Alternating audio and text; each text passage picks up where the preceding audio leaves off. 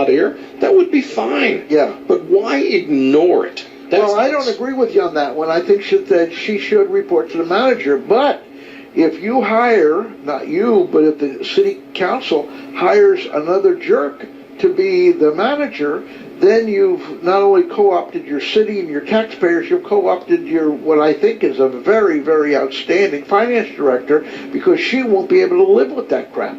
That is correct, and hence my reason for... Because she'll want to be transparent. Yes, hence my reasoning for saying let's open a path for her to counsel. Yeah, well, whatever. It's a small difference, and we agree on 99%. That's close enough. You and Ford agree on... I hope you'll help him, because...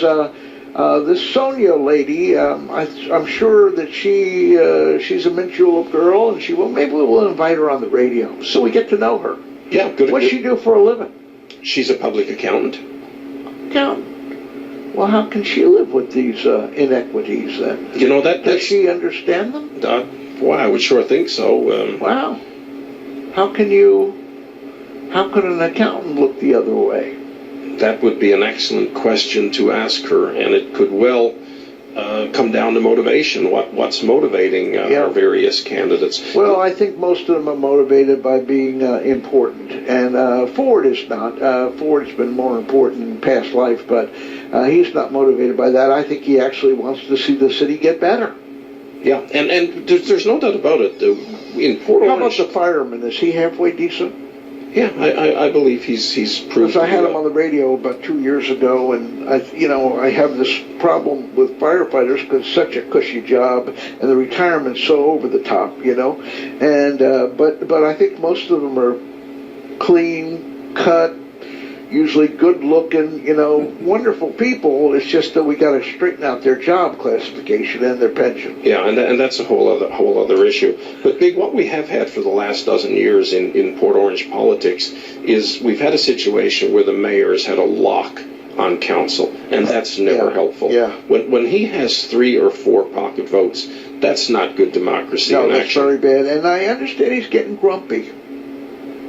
Yeah? Yeah, he told the cop with the big arms, he got grumpy with him, the cop told me when he was on the radio. Yeah. Well, at times the mayor's nerves are frayed. I understand that well. And certainly I fray them, I'm sure. Yeah. But I got to tell you, by and large, he's been very magnanimous with me. He listens to my points, promises to get back to me, and doesn't. Oh, really? Well, that's wonderful. But no, his commitment to at least taking abuse from the podium is strong.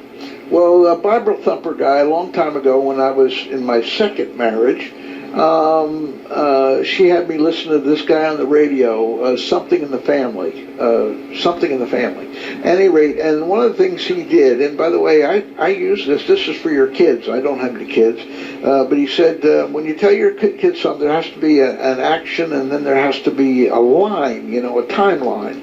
And so the whole county council ended up my daytimer, which I still use, there it is right there, see, and I write notes in it, and that's my timeline, and then I'll write a note, in 3 weeks this is supposed to happen, right?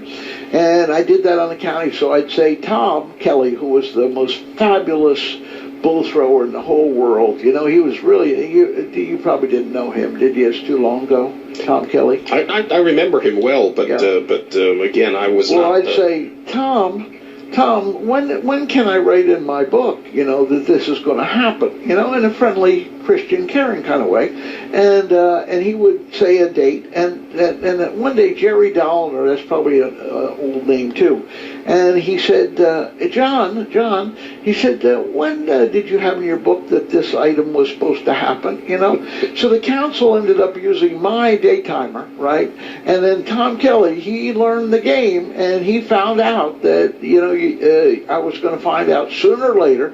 I used to say, Tom, should we talk about this in the back room or in the front room? Where would you like to talk about it, right?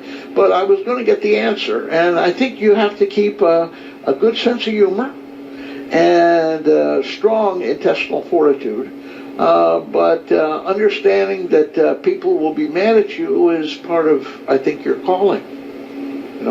That's what preachers say, calling. It's my calling. So you can say, I heard a voice one night, and it came down and said, Ted, you must help the city of Port Orange. and tell them that. Look at the look on their face when they look back at you. We've got to go. Ted, give me your last thoughts and whatever else you want people to remember you by. Well, you need any help in this work? Absolutely. The more involved citizens we have, the better we'll be. Good. That's what this little exercise in self-government is meant to be all about. And it saddens me when we go to council. When I go to council, and there are more people walking around the lake on Tuesday evenings at 6:30 than what there are in chambers. They've been pushed out of the chambers. The language is a language they don't understand. The words are very complicated, and it's always taken for granted that everybody knows what's going on, when in fact nobody knows what's going on except the players. And then you get how many minutes do you get? 3 minutes. 3 minutes, and is there a timer there? Oh, yes. Fairly intimidating, right? Yep. So, and do the people on the dais, do they even look like they might be slightly interested, or do they look like they want to throw up when you get up there? Not sure. Okay, we'll leave that one go. So, I mean, I get great joy when I go to a podium to speak, to know that the people that are listening really don't like it at all, and that's my calling. So, but I didn't have a voice tell me about it. And Big, now that I think of it, you should come to one of our council meetings. I was just thinking, it sounds like a lot of fun. 3 Tuesday evenings a night at 6:30. Yeah. I think I might come down. Yeah. I'll give you a call. I can't get there at 6:30 because I have to work. But I'll get there shortly thereafter. Probably in time. How long do they usually last for?